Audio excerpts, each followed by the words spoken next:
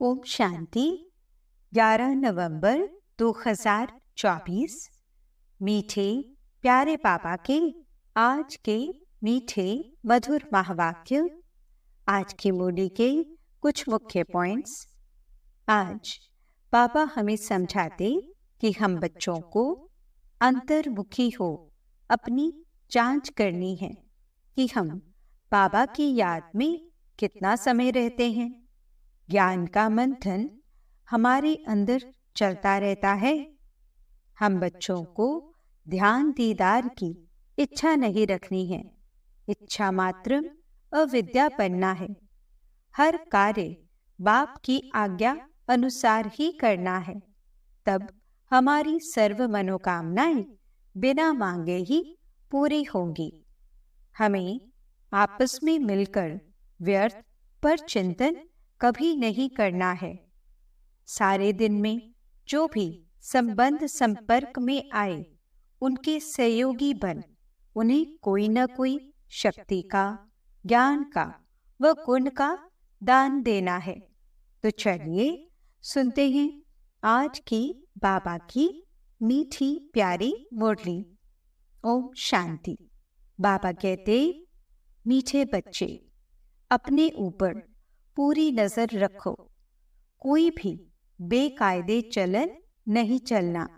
श्रीमत का उल्लंघन करने से गिर जाएंगे। प्रश्न, पद्मा पदम पति बनने के लिए कौन सी खबरदारी चाहिए?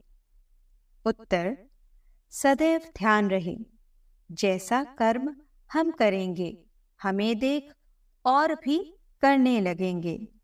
किसी भी बात का मिथ्या अहंकार न आए। मुरली कभी भी मिस न हो। मनसा वाचा कर्मणा अपनी संभाल रखो। यह आंखें धोखा न दें तो पद्मों की कमाई जमा कर सकेंगे। इसके लिए अंतर्मुखी होकर बाप को याद करो और विकर्मों से बचे रहो। ओम शांति। रूहानी बच्चों को बाप ने समझाया है।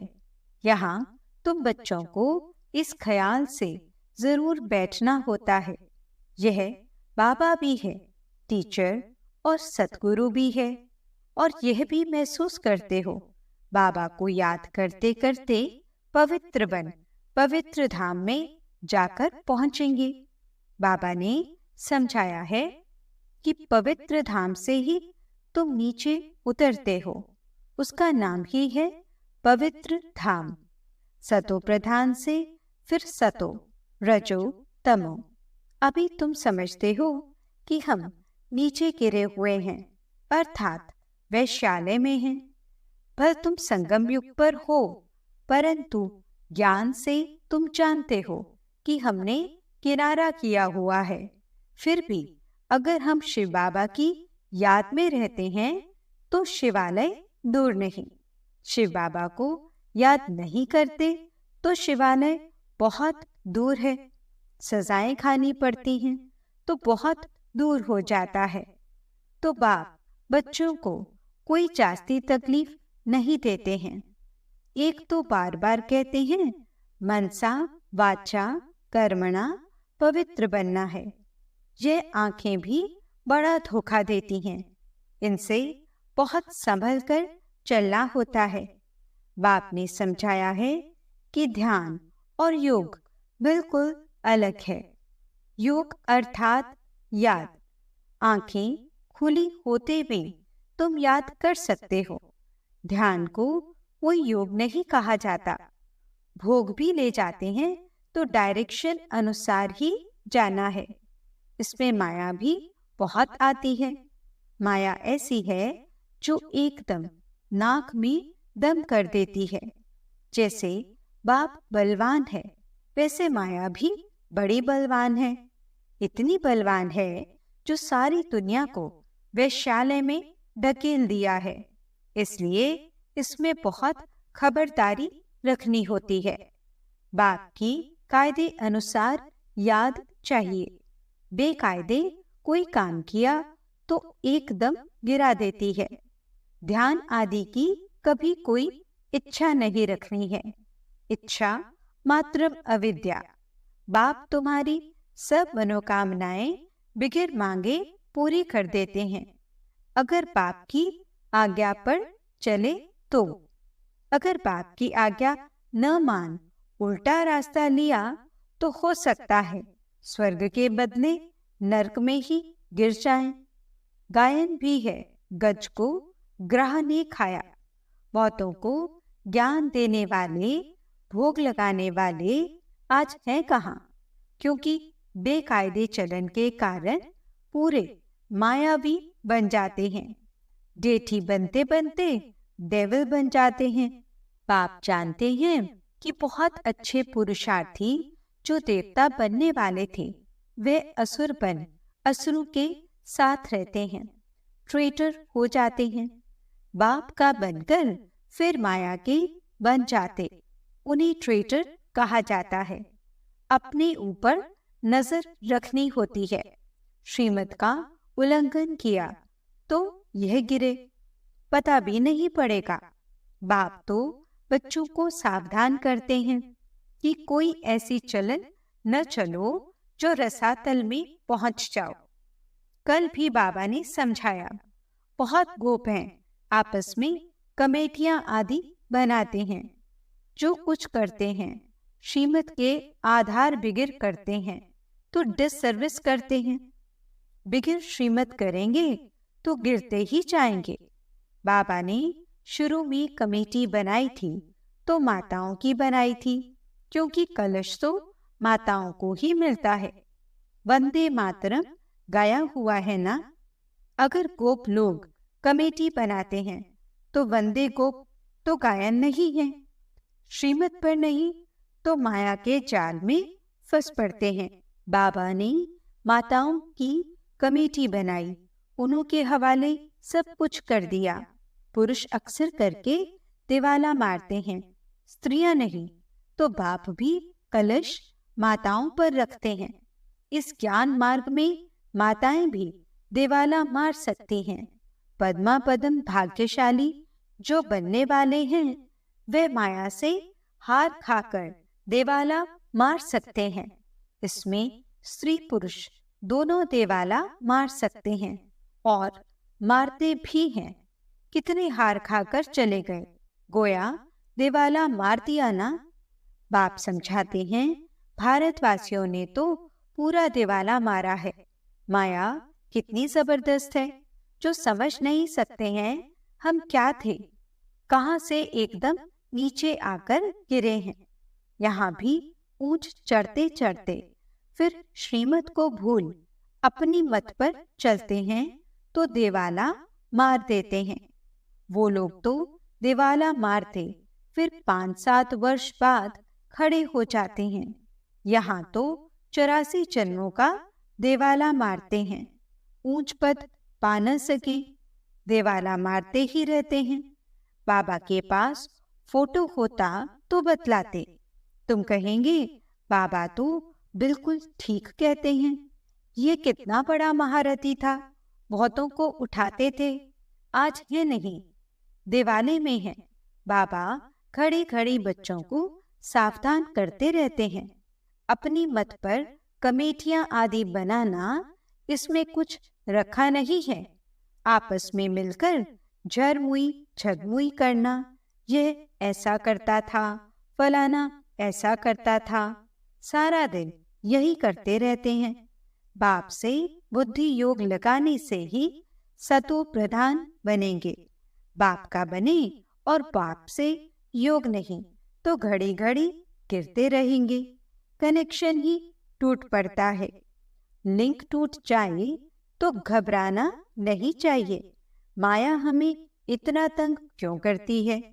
कोशिश कर बाप के साथ लिंक जोड़नी चाहिए, नहीं तो बैटरी चार्ज कैसे होगी? विकर्म होने से बैटरी डिस्चार्ज हो जाती है। शुरू में कितने ढेर के ढेर बाबा के आकर बने, भट्टी में आए, फिर आज कहाँ हैं? गिर पड़े क्योंकि पुरानी दुनिया याद आई। अभी बाप कहते हैं मैं तुमको बेहद का वैराग्य दिलाता हूँ। इस पुरानी दुनिया से दिल नहीं लगाओ, दिल स्वर्ग से लगानी है। अगर ऐसा लक्ष्मी नारायण बनना है तो मेहनत करनी पड़े। बुद्धि योग एक पाप के साथ होना चाहिए। पुरानी दुनिया से वैराग्य, सुख धाम और शांति धाम को याद करो। जितना हो सके उठते बैठते चलते फिरते बाप को याद करो। यह तो बिल्कुल ही सहज है। तुम यहाँ आए ही हो नर से नारायण बनने के लिए। सबको कहना है कि अब तमो प्रधान से सतो प्रधान बनना है, क्योंकि रिटर्न जर्नी होती है। वर्ल्ड की हिस्ट्री ज्योग्राफी रिपीट माना, नर्क से स्वर्ग, फिर स्वर्ग से नर्क, यह चक्र फिरता ही रहता है। बाप ने कहा है यहाँ स्वदर्शन चक्रधारी होकर बैठो। इसी याद में रहो कि हमने कितने बार चक्र लगाया है। अभी फिर से हम देवता बन रहे हैं। दुनिया में कोई भी इस राज को नहीं समझते हैं। यह ज्ञान देवताओं को है नहीं, वे तो है ही पवित्र। उनमें ज्ञान ही नहीं जो शंख बजावे। वे पवित्र हैं, उनको यह निशानी देने की दरकार नहीं। निशानी तब होती है जब दोनों इकट्ठे होते हैं। तुमको भी निशानी नहीं, क्योंकि तुम आज देवता बनते बनते कल असुर बन जाते हो। बाप देवता बनाते, माया असुर बना देती है। बाप जब समझाते हैं तब पता पड़ता है कि सचमुच हमारी अवस्था गिरी हुई है। कितने बेचारे शिव बाबा के खजाने में जमा कराते, फिर मांगकर असुर बन जाते। इसमें योग की ही सारी कमी है। योग से ही पवित्र बनना है। बुलाते भी हो, बाबा आओ, हमें पतित से पावन बनाओ, जो हम स्वर्ग में जा सकें। याद की यात्रा है ही पावन बन ऊंच पद पाने के लिए। जो मर जाते हैं फिर भी जो कुछ सुना है तो शिवालय में आएंगे जरूर। पद भल कैसा भी पाएं, एक बार याद किया तो स्वर्ग में आएंगे जरूर। बाकी ऊंच पद पा न सकें, स्वर्ग का नाम सुनकर खुश होना चाहिए। फेल हो, आई पैसे का पद पा लिया, इसमें खुश नहीं हो जाना है। फीलिंग तो आती है ना, मैं नौकर हूँ। पिछाड़ी में तुम्हें सब साक्षात्कार होंगे कि हम क्या बनेंगे, हमसे क्या विकर्म हुआ है जो ऐसी हालत हुई है। मैं महारानी क्यों नहीं बनूं? कदम कदम पर खबरदारी से चलने से तुम पद्मा पदमपति बन सकते हो। मंदिरों में देवताओं को पद्म की निशानी दिखाते हैं। दर्जे में फर्क हो जाता है। आज की राजाई का कितना दबदबा रहता है तो अल्पकाल का। सदा काल के राजा तो बन न सके। तो अभी बाप कहते हैं तुम्हें लक्ष्मी नारायण बनना है तो पुरुषार्थ भी ऐसा चाहिए। कितना हम औरों का कल्याण करते हैं। अंतर्मुख हो, कितना समय बाबा की याद में रहते हैं। अभी हम जा रहे हैं अपने स्वीट होम में, फिर आएंगे सुखधाम में। ये सब ज्ञान का मंथन अंदर में चलता रहे। बाप में ज्ञान और योग दोनों हैं, तुम्हारे में भी होना चाहिए। जानते हो हमें शिव बाबा पढ़ाते हैं तो ज्ञान भी हुआ और याद भी हुई। ज्ञान और योग दोनों साथ साथ चलता है। ऐसे नहीं योग में बैठो, बाबा को याद करते रहो और नॉलेज भूल जाए। बाप योग सिखलाते हैं तो नॉलेज भूल जाते हैं क्या? सारी नॉलेज उनमें रहती है। तुम बच्चों में भी नॉलेज होनी चाहिए, पढ़ना चाहिए। जैसे कर्म मैं करूँगा मुझे देख और भी करेंगे। मैं मुरली नहीं पढ़ूंगा तो और भी नहीं पढ़ेंगे।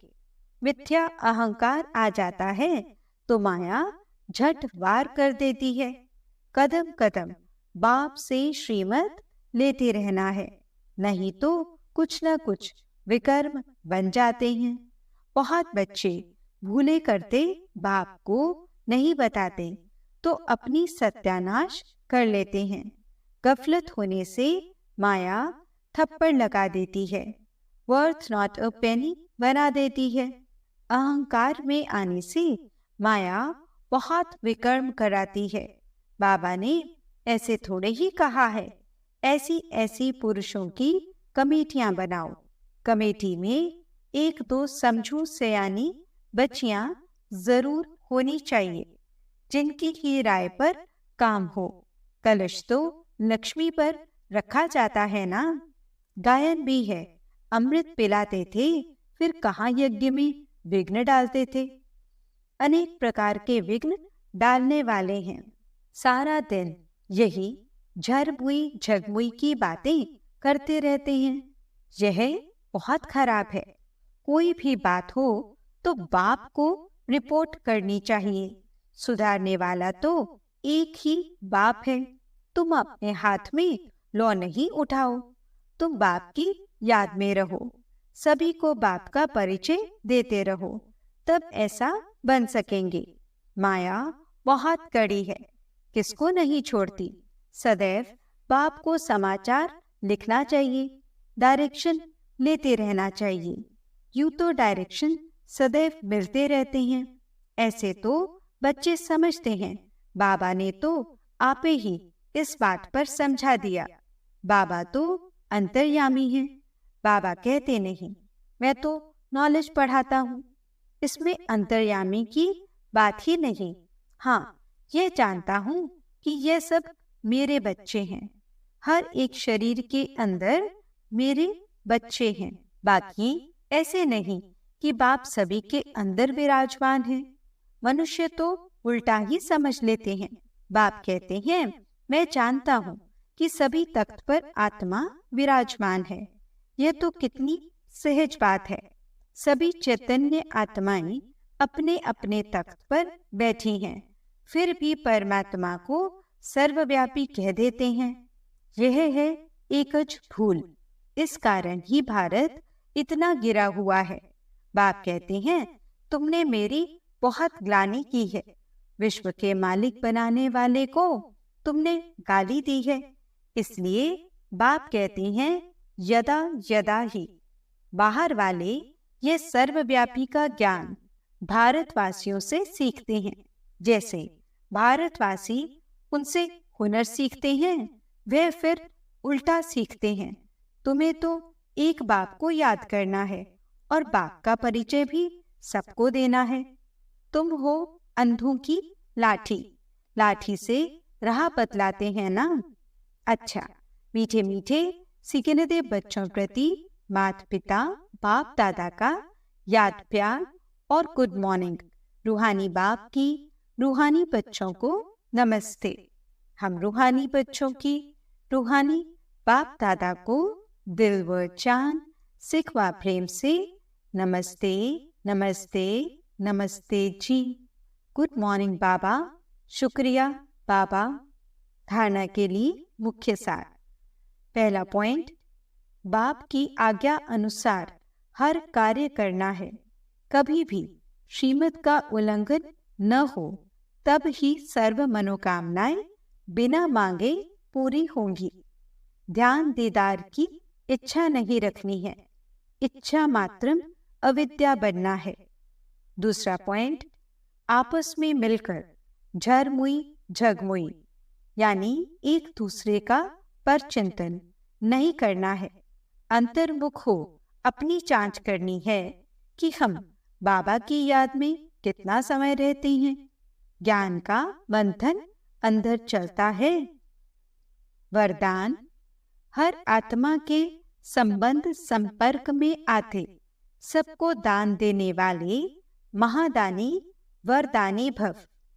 सारे दिन में जो भी संबंध संपर्क में आए, उसे कोई न कोई शक्ति का, ज्ञान का, गुण का दान दो।